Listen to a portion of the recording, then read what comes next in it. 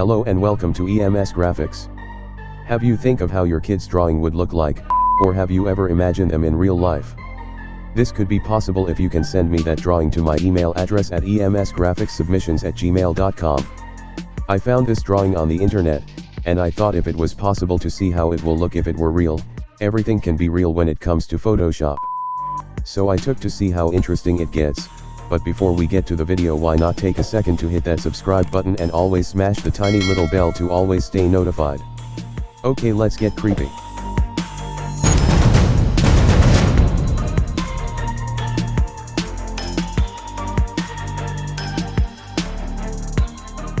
The face should be a good place to start.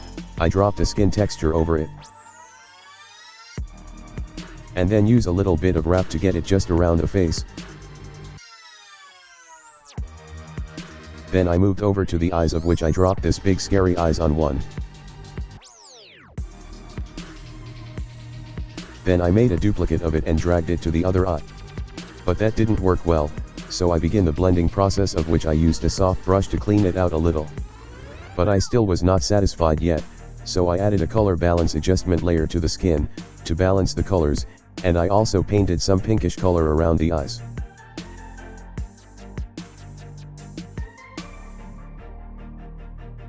Definitely the next thing should be the hair, so I dropped this stock photo of a woman.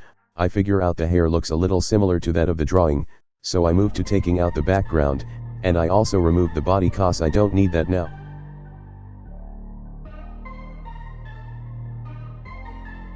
For the face I used the lasso tool to roughly select it and then clear it.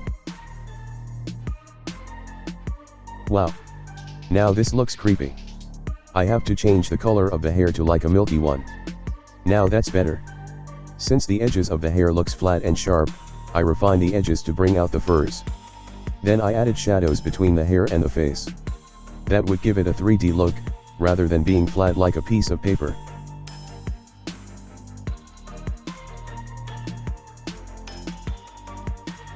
For the nose and mouth I placed this pretty girl picture, then I used the lasso tool to humbly select just the mouth and nose separate.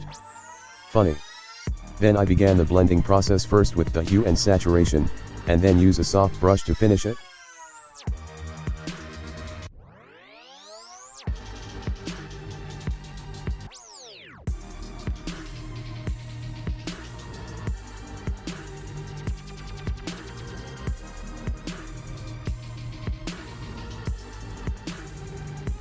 For the garment, I place in a stock garment photo.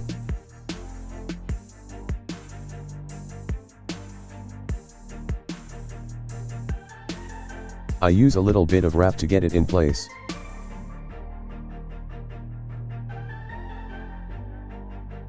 Then I dropped another hair. I want every details on the drawing to be seen because I don't want to improvise. I used wrap to get it in place.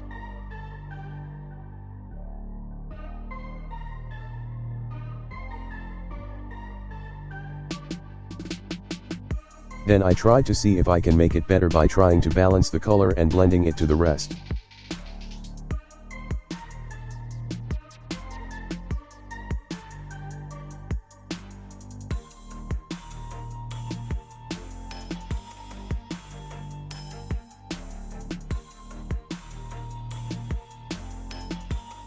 Now is a good time to begin the finishing touches, like painting some shadows and highlights and also adding a background to it.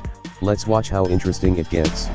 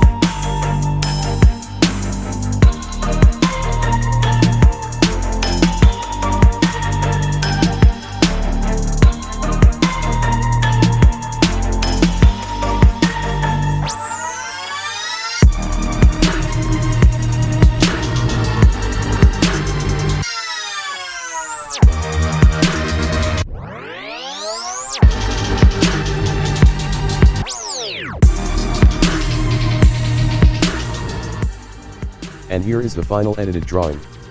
If you like me to make more of this video as a continuous series, tell me in the comments section, and if you like my overall content, please feel to subscribe and always share your favorite episodes with your friends.